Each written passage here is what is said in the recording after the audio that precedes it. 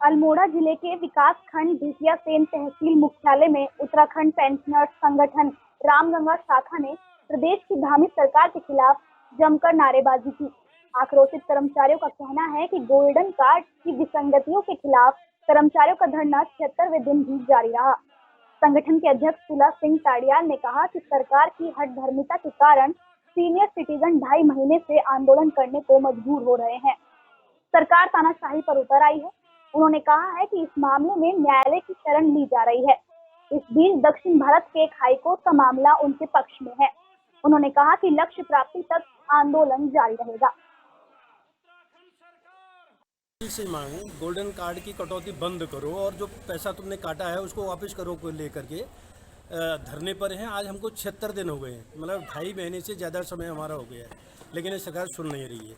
अभी हमने 2 फैसले लिए हैं। एक तो ये लिया है कि हम सरकार के खिलाफ जो है चुनाव मैदान में जाएंगे। ये 2022 के चुनाव में हम सरकार के खिलाफ मतदान करने के लिए पूरे जितने भी हमारे पेंशनर संगठन हैं उन सब से कहेंगे कि आप सरकार के खिलाफ हम अपील करेंगे और सारे लोग जाएंगे। अल्मोड़ा जिले के विकास खंड सल्ट के तल्ला मानिला पहुंचने पर प्रदेश चुनाव प्रभारी लॉकेट चटर्जी व प्रदेश महामंत्री राजू भंडारी के आगमन पर सल्ट विधायक महेश जीना व भाजपा कार्यकर्ताओं ने ढोल नगाड़ों व फूल माला पहनाकर जोरदार स्वागत किया। लॉकेट चटर्जी व प्रदेश महामंत्री राजू भंडारी ने तल्ला मानिला देवी मंदिर में पूजा अर्चना की और निरीक्षण किया। कार्यक्रम का शुभारंभ सल्ट विधायक महेश जीना ने किया। लॉकेट चटर्जी ने कहा कि केंद्र व राज्य सरकार के द्वारा किए गए वादों को लगभग पूरा किया गया। उन्होंने कहा कि आगामी 2022 विधानसभा के चुनाव में धामी जी के नेतृत्व में भाजपा सरकार बनेगी।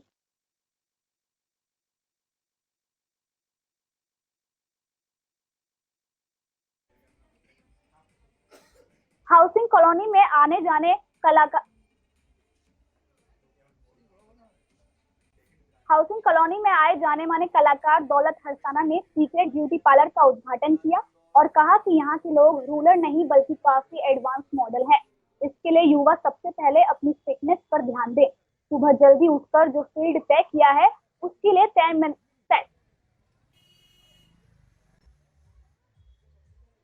तन्मयत से मेहनत करें। उन्होंने पार्लर का फीता काटकर लोकार्पण किया। बता दें कि हाउसिंग कॉलोनी की पुरानी घास मंडी में प्रीति मनीष जैन ने पार्लर की दूसरी ब्रांच चालू की है। इनके बारे में मतलब जो मैंने सुना था कि ये थोड़ा मतलब रूरल एरिया है, बट ऐसा मुझे कुछ लगा नहीं। मुझे तो यहाँ पे बहुत सब लोग एडवांस मॉडर्न लग रहे हैं, तो बाकी सब अच्छा लगा सबसे मिलके।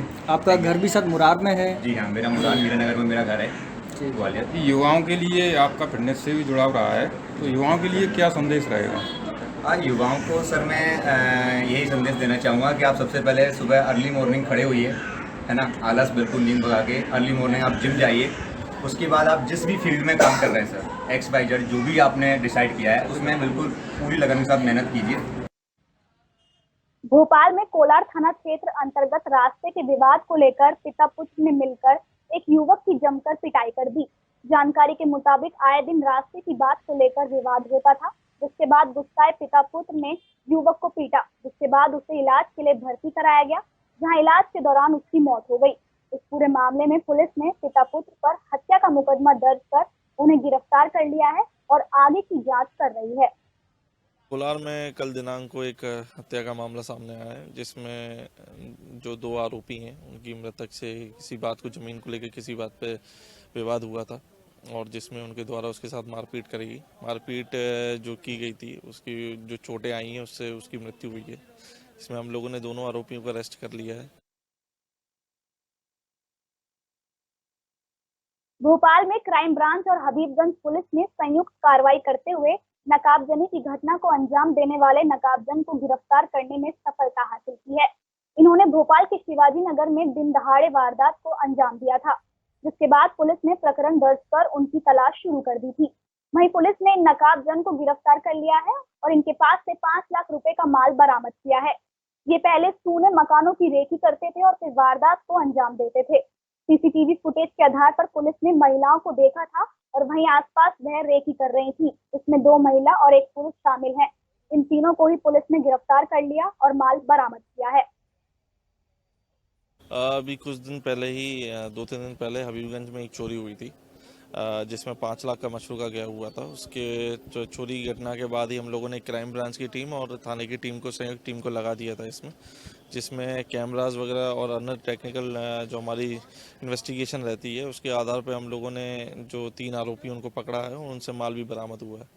ये पारदी गिरोह के लोग हैं और जो इस प्रकार की वारदातें करते हैं सूनागर देख के। इसमें 2 औरतें और 1 पुरुष शामिल है।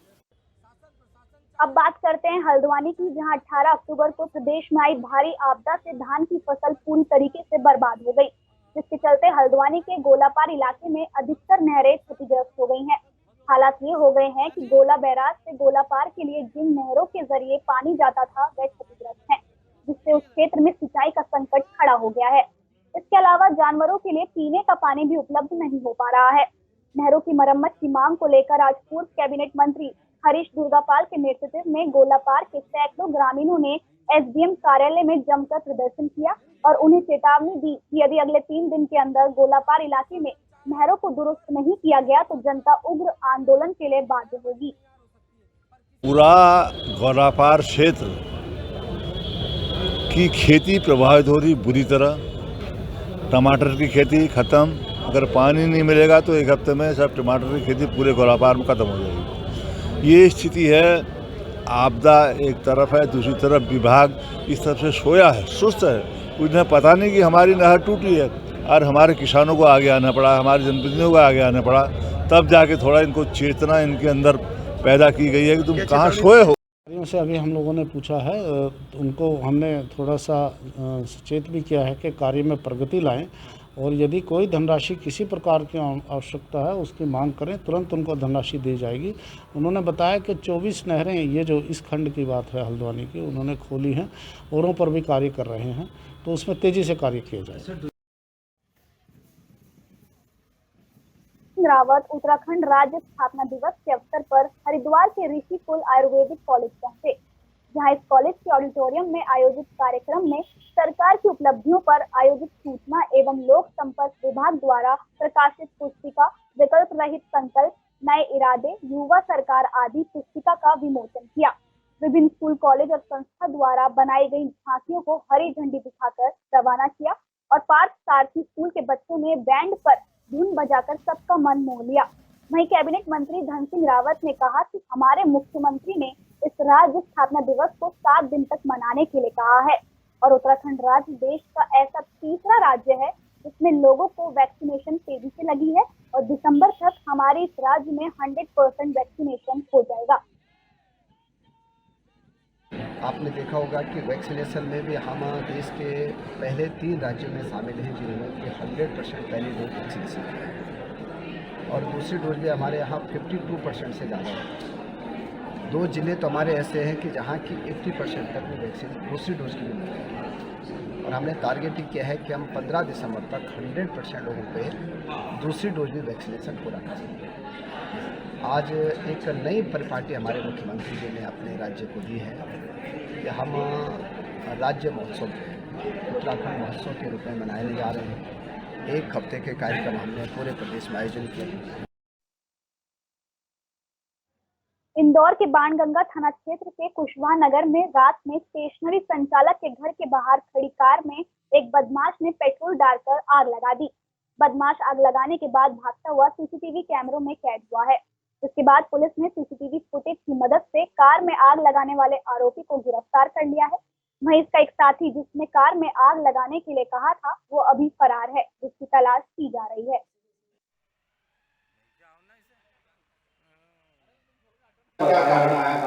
दिवाली के दिन कुछ बम फोड़ रहे थे ये लोग, चुच्चू और ये जो रवि है, ये दोनों बम फोड़ रहे थे। तो एक बम उसकी गाड़ी के पास रख के फोड़ दिया था, तो उसने मना किया। उस बात को लेकर इनके बीच में विवाद हुआ और उसने इसको माँ बहन की गालियाँ दे दी थी। तो चुच्चू ने बोला कि तू तो इसकी गाड़ी में आग लगा दे, वही तरीका है।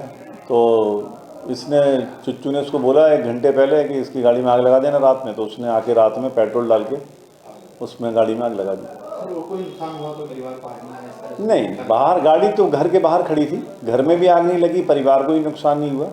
मुकदमा कायम है। उसमें दोनों आरोपी जो है, हमारा एक मुख्य आरोपी वो अरेस्ट है, उसका साथी जो है जिसने उसको आग लगाने के लिए उकसाया था चुच्चू, सागर जो है वो उसको भी गिरफ्तार करना बाकी है। एसडीएम वैभव गुप्ता ने लक्सर स्थित केवी इंटर कॉलेज के मैदान में ब्लॉक स्तरीय खेल महाकुंभ की शुरुआत की। इस दौरान उन्होंने कहा कि खेलों में किसी की भी हार नहीं होती, इनमें हिस्सा लेने वाला खिलाड़ी या तो जीतता है नहीं तो सीखता है। इसके पश्चात बालक व बालिकाओं की आयु वर्ग के हिसाब से प्रतियोगिता कराई गई।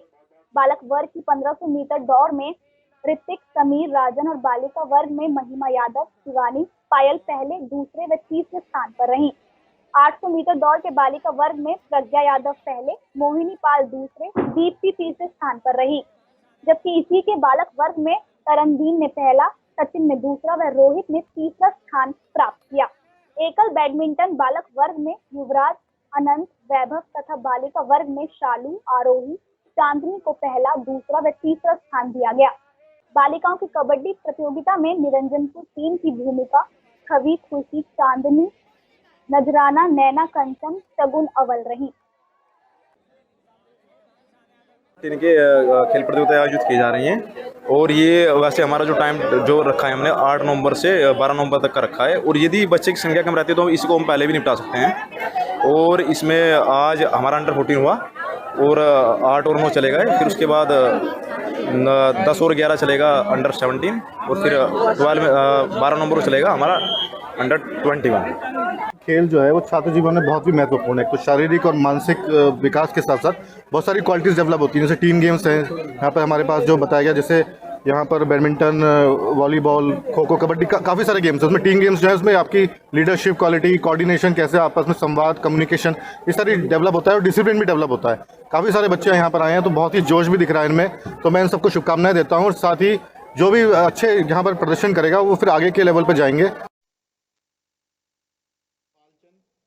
अब खबर लक्सर से है, जहां राज्य स्थापना दिवस के मौके पर लक्सर तहसील मुख्यालय पर आयोजित विशेष कार्यक्रम में विधायक संजय गुप्ता और एसडीएम वैभव गुप्ता ने संयुक्त रूप से बहालपुरी गांव के ग्रामीणों को स्वामित्व योजना के कार्ड मुहैया कराए। इस मौके पर विधायक संजय गुप्ता ने कहा कि इस योजना के तहत अब तमाम ग्रामीण अपनी भूमि के कानूनी रूप से हकदार बन गए हैं। इससे ग्रामीणों को चौमुखी विकास होगा। साथ ही एसडीएम वैभव गुप्ता ने स्वामित्व योजना की विस्तार पूर्वक जानकारी देते हुए यह भी बताया कि जल्द ही तहसील के सभी गांव के लोगों को इस योजना का लाभ मिलेगा। जो स्थापना दिवस के अवसर पर माननीय विधायक जी लक्सर संजय गुप्ता जी की अध्यक्षता में कार्यक्रम हुआ। इसमें जो स्वामित्व के कार्ड हैं इनके द्वारा बांटे गए हैं, जो भी हमारे यहाँ पर कष्ट कर।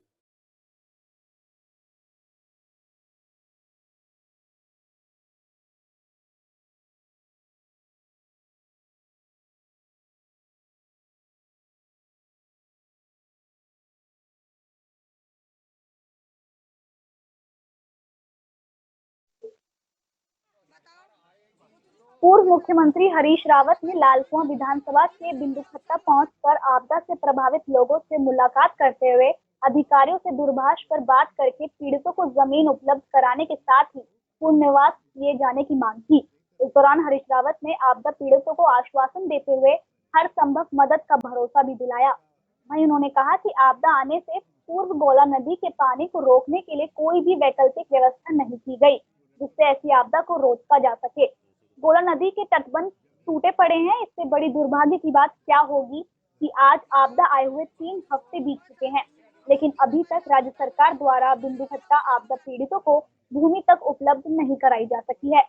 नियमानुसार सरकार को आपदा पीड़ितों को भूमि के साथ ही उचित मुआवजा भी देना चाहिए। पिछली सरकार में हमारे द्वारा जो गोला नदी में तटबंध बनाए गए थे वही तटबंध आज भी मौजूद हैं। राज्य सरकार ने कोई भी नए तटबंध नहीं बनाए। इससे सरकार की विफलता साफ नजर आती है। करके उसका सहायता करें। और हमने केदारनाथ के मामले में ये नियम रिलैक्स कर दिया था, कोई सरकारी ज़मीन में भी काबिज है तो उसको भी वही मुआवजा मिलेगा जो है निजी भूमि के धारकों को मिलेगा। तो मुआवजा देने में कोई दिक्कत सरकार को नहीं है। उन मानकों के अनुसार मुआवजा दिया जाना चाहिए और अब मुआवजे के साथ साथ इनको ज़मीन देना भी ज़रूरी है। कहीं न कहीं बेनाम ज़मीन निकाल करके शासन को इनको देनी चाहिए, जहाँ ये अपना परमानेंट व्यवस्था कर सकें। और एक बात जो लोगों ने यहाँ उठाई है, ये हर साल का मामला हो गया है। एक बार हमने दुर्गापाल जी थे मंत्री, उस समय कुछ तटबंध बनाए थे यहाँ, तो यहाँ कुछ और टीम भेज करके जांच करेंगे और इस पर समय लगेगा लेकिन हम करवाएंगे इसको। जबलपुर में कंचे के मामूली से विवाद पर हनुमान ताल थाना क्षेत्र में दो पक्षों में जमकर विवाद हुआ और एक दूसरे से मारपीट करने के बाद दोनों पक्षों ने एक दूसरे पर गोलियां दागी, जिसमें 3 लोग गंभीर रूप से घायल हुए हैं, जिन्हें विक्टोरिया मेडिकल अस्पताल में भर्ती कराया गया है। वहीं सूचना मिलने पर पहुंची पुलिस ने मामले को देखते हुए अग्रिम जांच शुरू कर दी है। छोटा सा विवाद था सर, जिसके चलते लोग ने इतना बड़ा ही कांड उठा मारे। उसमें काम रिपोर्ट आपने पार्टी भाई, उसके बाद घर में पहले भी विवाद हुआ था। पहले विवाद हुआ था, थाने रिपोर्ट डालने आए जी जो कि सब कोई। मैं ऑफिस से घर आया हूँ मेडिकल से, उतने ही में ये विवाद बना है। क्या करते हैं? मैं गार्ड की सिक्योरिटी ड्यूटी करता हूँ सर्विस करते हैं जी, मेडिकल में सिक्योरिटी की ड्यूटी करता हूँ। श्री माता मंदिर के पास 2 पक्षों में विवाद हुआ है। इसमें जो है एक छोटी सी साधारण बात पे से विवाद हुआ, कंचे खेलने पे से, और ये लोग टाइम पास के लिए कंचे खेल रहे थे तो आपस में इनका विवाद हुआ। एक पक्ष जिसका नाम अज्जू सोनकर है, उसको कंधे के पास गोली लगी है और दूसरा पक्ष जो है उसमें 2 लोग घायल हैं। एक को जो अजय है उसको मोंटी है, उसको पैर में गोली लगी है, और एक मनोज है, मनोज को भी जांघ में गोली लगी है। तो एक पक्ष से मनोज और मोंटी घायल हैं।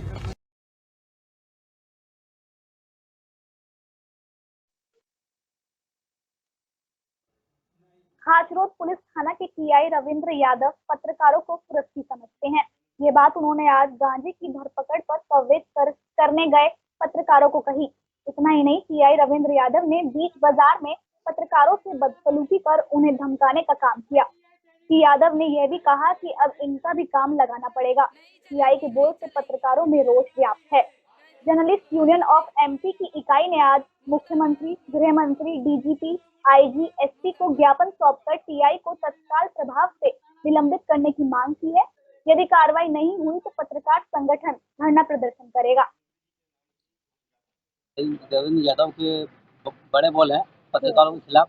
पत्रकारों को अपमानजनक शब्दों से बार बार उनको बुलाना, पत्रकारों को फुर्सत में कहना, पत्रकारों के लिए पत्रकारों को काम डालना या इनका काम लगाना, इस तरह से धमकी भरे शब्द पत्रकारों को दिए हैं, जिससे पत्रकार जगत में रोष है। सारे पत्रकार इस बात का विरोध कर रहे हैं और टीआई रविंद्र यादव को तुरंत थाना खाचों से निलंबित करने की मांग कर रहे हैं, जिसके लिए हमने आज मुख्यमंत्री को, गृह मंत्री को, पुलिस अधीक्षक और डीआईजी और आईजी सभी के नाम पर हमने ज्ञापन दिया है। और यदि कार्रवाई नहीं होती है शीघ्र तो पत्रकार संगठन उज्जैन एसपी कार्यालय में जाकर धरना प्रदर्शन करेगा और जिसकी समस्या जल्द शासन प्रशासन की होगी। आज पत्रकार संगठन खाचोद इकाई के द्वारा एक ज्ञापन दिया गया है माननीय मुख्यमंत्री जी के नाम पे।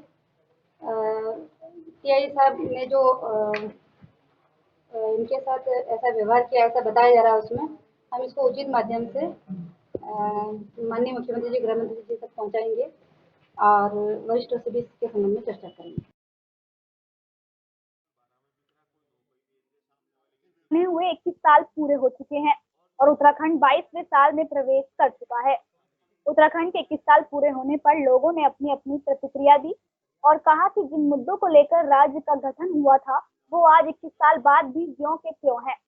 लोगों ने राज्य के गठन के लिए कई आंदोलन किए, जिसमें उत्तराखंड के कई लोगों ने अपनी जान भी गंवाई, लेकिन 21 साल बाद भी राज्य में पलायन नहीं रुक पाया और ना ही बेरोजगारी खत्म हुई।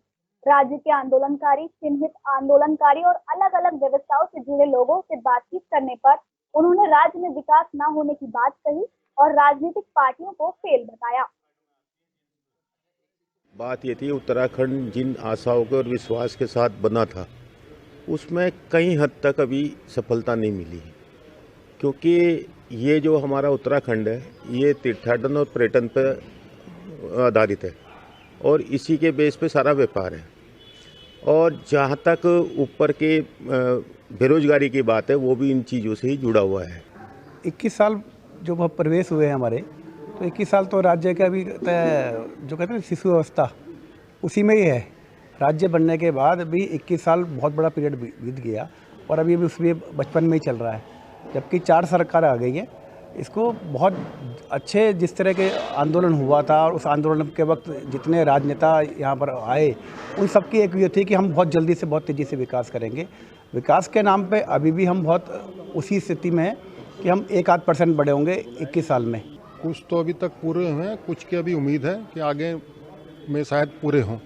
जो राज्य आंदोलनकारियों की अपनी जो थी, अभी कुछ तो पूरी हुई है, पर अभी जैसे पहाड़ के लिए पहाड़ की जवानी, पहाड़ का पानी, और पता नहीं कब कितने टाइम बाद पहाड़ के काम आएगा।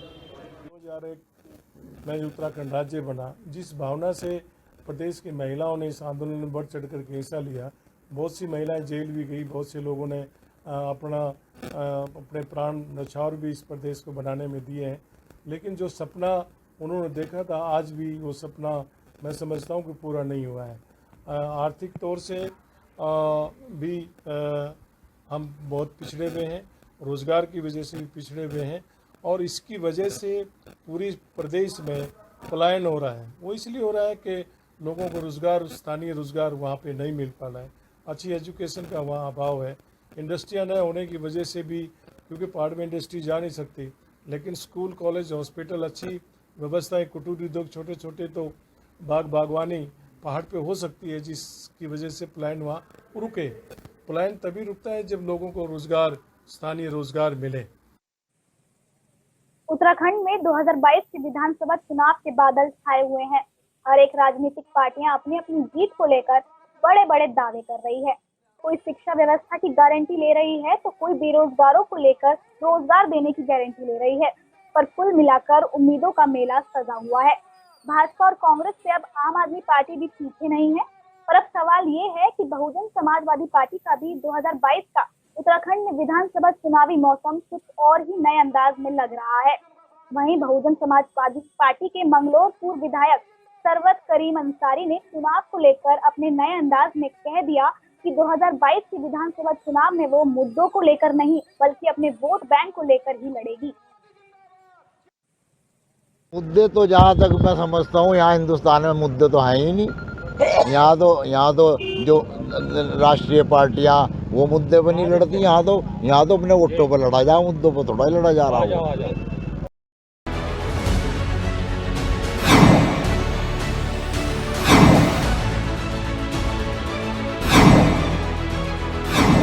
पर बनाने में नाकामयाब रहे। अब